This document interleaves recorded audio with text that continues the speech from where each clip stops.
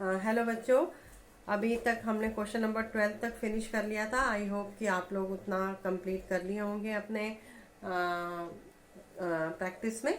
और अब आ जाते हैं नेक्स्ट लेक्चर में, जिसमें हम एक्सरसाइज 17.1 का 13 क्वेश्चन देखेंगे। तो 13 क्वेश्चन में क्या बोला है कि find the equation of the line through the point -5 1 and parallel to the join lining the point 7 -1 and 0 3। ये भी सेम वैसे ही है, वैसे ही क्वेश्चन रिपीट हो रहे हैं। मतलब ये एक L1 लाइन है जिसमें 5 1 पॉइंट से लाइन का इक्वेशन बनाना है, और एक L2 लाइन है जिसके पॉइंट्स दिए हुए हैं 7 -1 एंड 0 3।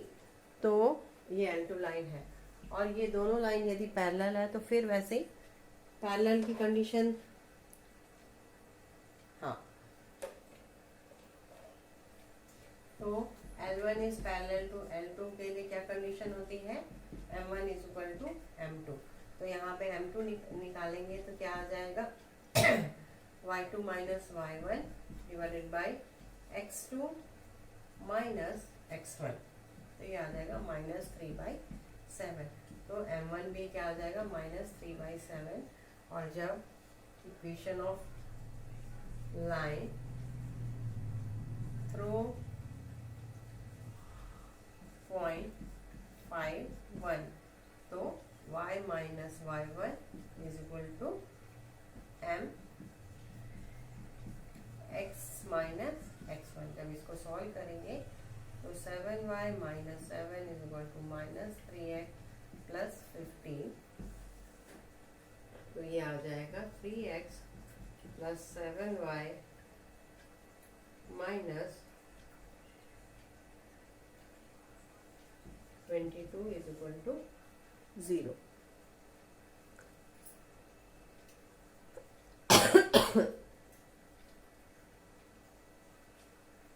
सॉरी, ये 4/7 होगा, 4/7। तो ये हो जाएगा 4, और ये आ जाएगा प्लस 20।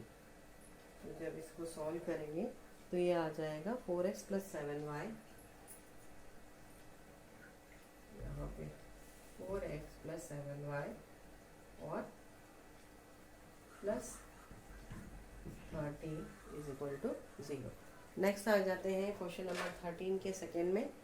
सेम वैसे ही, find the equation of the straight line passing through the point 5 2 and perpendicular. Same वैसे M1 M2 is equal to -1। इसका सेकेंड एक बार कर लेते हैं। ये है L1 और इसका पॉइंट दिया हुआ है 5 -5 and 2, and this is L2। इसको ऐसे लिख सकते हैं, दिस इज L2 और इसका पॉइंट दिया हुआ है 2 3 एंड 3 -1। मतलब 2 3 और 3 -1। तो परपेंडिकुलर है तो M1 M2 is equal to -1।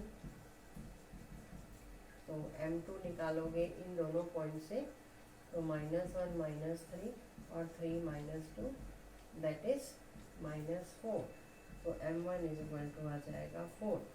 अब लाइन ऑफ इक्वेशन क्या होगी, इक्वेशन ऑफ लाइन 5 2 पॉइंट। तो ये आ जाएगा y minus 2 is equal to 4 x minus 5। तो y minus 2 is equal to हो जाएगा 4x माइनस 20। तो ये आ जाएगा 4x minus y minus 18 is equal to 0।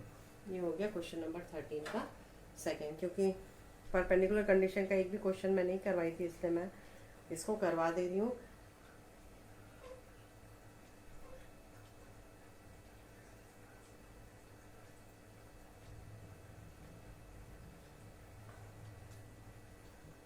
अब आ जाते हैं क्वेश्चन नंबर 14 में।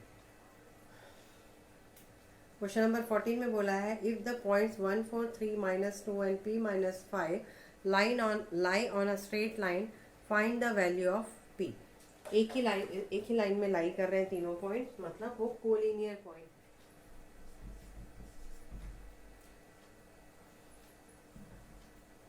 क्वेश्चन नंबर 14, क्वेश्चन नंबर 14 में 1 4 3 minus 2 1 4 3 minus 2 and p minus 5 ये सभी एक ही स्ट्रेट लाइन में लाई कर रहे हैं। तो आपको फाइंड आउट करना है p का वैल्यू, p का वैल्यू फाइंड आउट करना है। मैंने वही स्लोप ऑफ AP है, कोई भी दो कोलिनियर पॉइंट की डेफिनेशन, यदि इसको A B और इस पॉइंट को C ले लें तो पहले भी पढ़े slope of AB is equal to slope of BC। तो slope of AB that is -2 - 4 divided by 3 - 1 is equal to -5 + 2 divided by P - 3। फिर आ जाएगा -6 divided by 2 is equal to -3 divided by P - 3। तो माइनस माइनस, तो P - 3 is equal to 1, तो P is equal to 4 आ गए। अब आ जाते हैं क्वेश्चन नंबर 15। आई होप इस क्वेश्चन में कोई डाउट नहीं होगा, क्योंकि slope of AB equal to slope of BC होगा। और उसके बाद क्योंकि ये तीनों एक ही स्ट्रेट लाइन में लाई कर रहे हैं तो ये कंडीशन होती है। अब आ जाते हैं क्वेश्चन नंबर 15 में। क्वेश्चन नंबर 15 में the vertex of a triangle PQR are P21 Q is equal to इतना and R is equal to 4 5। Find the equation of the median through the vertex R। इसमें इस तरीके से है P Q R, तो P का point है 2 1, Q का पॉइंट है -2 3 और R का पॉइंट है 4 5।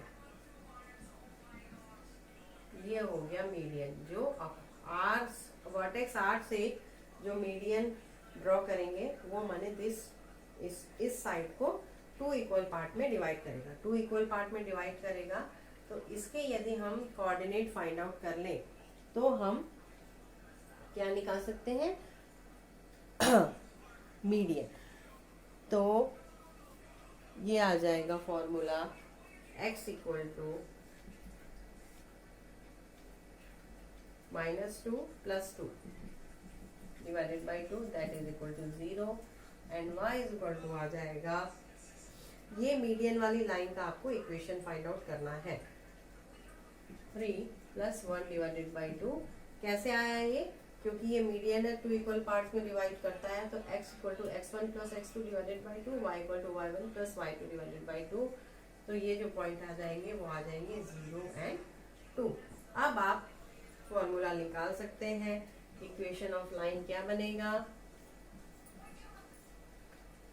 ये वाले लाइन का इक्वेशन आपको फाइंड आउट करना है। तो y - y1 is equal to y2 - y1 divided by x2 - x1 divided by x - x1।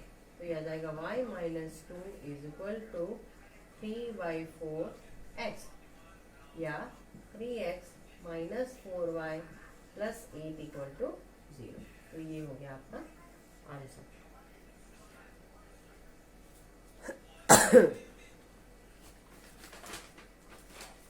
अब आ जाते हैं क्वेश्चन नंबर 16 में। क्वेश्चन नंबर 16 में write down the equation of the line whose slope is 3/2 and which passes through P, where P divides the line segment joining A -2 6 and B 3 - 4 on the ratio 2:1। Question number 16 मतलब आपको इसमें M दिया हुआ है, slope दिया हुआ है 3/2 और A का पॉइंट दिया हुआ है -2 6 और B का पॉइंट दिया है -3 - 4। 3 -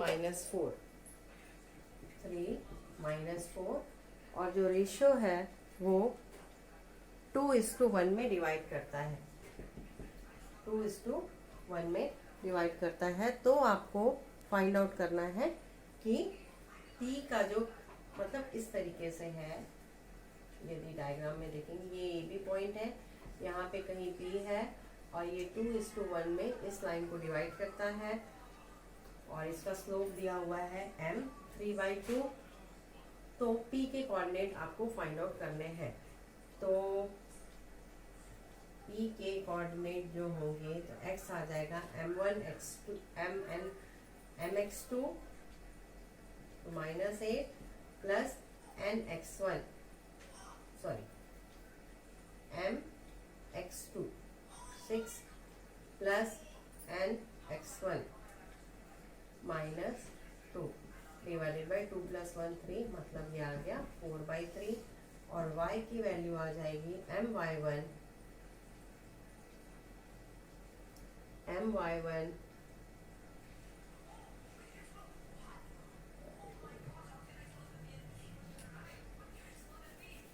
कितना आएगा, x का वैल्यू आएगा 6 - 2।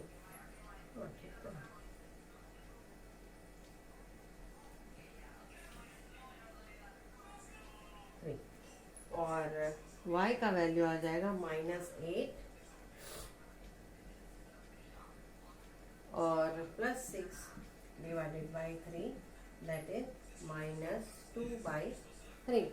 मतलब p के कोऑर्डिनेट्स क्या आ गए, p के कोऑर्डिनेट्स आ गए 4/3 एंड -2/3। अब आपको इसकी लाइन ऑफ इक्वेशन निकालना है, तो इसके लिए क्या होगा y - y1 = m, स्लोप दिया हुआ है क्योंकि आपको इसी लाइन का इक्वेशन फाइंड आउट करना है। तो y - y1 = m x - x1। जब आप इसको सॉल्व करेंगे तो ये आ जाएगा 3y + 2 = 3x - 2।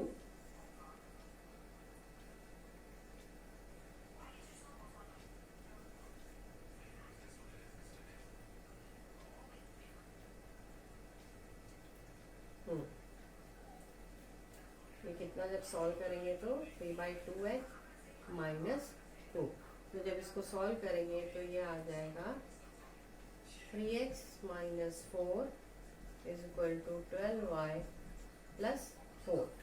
तो ये आ गया 3x - 12y - 8 = 0। इसमें यदि कुछ भी डाउट है तो आप लोग पूछ सकते हैं। हाँ ठीक है, अब आ जाते हैं ये क्वेश्चन नंबर 17 में। इस क्वेश्चन में कोई डाउट नहीं होगा, स्लोप दिया हुआ था, ए का पॉइंट दिया हुआ था, बी का पॉइंट दिया हुआ था और पी पॉइंट दिया था जो 2:1 में इस लाइन को डिवाइड करता है। तो पी के कोऑर्डिनेट निकालेंगे सबसे पहले, क्यों, क्योंकि आपको इसी लाइन का इक्वेशन फाइंड आउट करना है, इसलिए इसके कोऑर्डिनेट मालूम होने चाहिए। तो उसके लिए हमने क्या किया, mx2 + nx1 divided by m + n से x निकाल लिया, y निकाल लिया, mx2 + ny1 divided by m + n से। तो p के कोऑर्डिनेट आ गए। p के कोऑर्डिनेट आने के बाद इसमें y - y1 = ये वाला फॉर्मूला यूज करेंगे, x - x1। अब आ जाते हैं क्वेश्चन नंबर 17 में। क्वेश्चन नंबर 17 में बोला है कि points a and b have coordinate 3, 2 and 7 से respectively. Find the equation of the right bisector of segment AB. Yes, question number 17 में 3, 2 and 7 से राइट बाइसेक्टर यानी फिर वही बात कि इक्वल पार्ट में डिवाइड करेगा। इक्वल पार्ट में डिवाइड करेगा तो सेम चीज यहाँ का वैल्यू फाइंड आउट करेंगे, तब इस लाइन का इक्वेशन, ये आपको इक्वेशन ऑफ लाइन, आप ये लाइन का इक्वेशन फाइंड आउट करना है। इसको मान लेते हैं यहाँ कहाँ है ना, तो इसमें जो फॉर्मूला आ जाएगा, क्योंकि बाइसेक्टर है, इक्वल पार्ट में डिवाइड करता है, तो ये वाले पॉइंट का कोऑर्डिनेट क्या आ जाएगा, मान लेते हैं इसको m, तो x = आ जाएगा 3 + 7 डिवाइडेड बाई 2 दैट इज 5 और y का कोऑर्डिनेट आ जाएगा 2 + 6 डिवाइडेड बाई 2 दैट इज 4। तो ये आ जाएगा। क्वेश्चन नंबर 17 में राइट बाइसेक्टर बोला है, तो राइट बाइसेक्टर के लिए मालूम है बाइसेक्टर दैट मीन्स फिर वो इक्वल पार्ट में डिवाइड करेगा। तो उससे आप पहले ये वाले पॉइंट का जहाँ वो बाइसेक्ट कर रहा है, क्योंकि इक्वल रेशियो रहेगा तो इसलिए x1 + x2 divided by 2, y1 + y2 divided by 2 से x और y का वैल्यू निकालिए। अब क्योंकि राइट बाइसेक्टर है इसलिए ये परपेंडिकुलर भी होगा, तो m1 m2 है ना, m1 निकाल लिए, m1 आ जाएगा। कैसे निकाला m1? y2 - y1 divided by x2 - x1 से ये आ गया। तो m1 और m2 आ जाएगा -1। क्यों?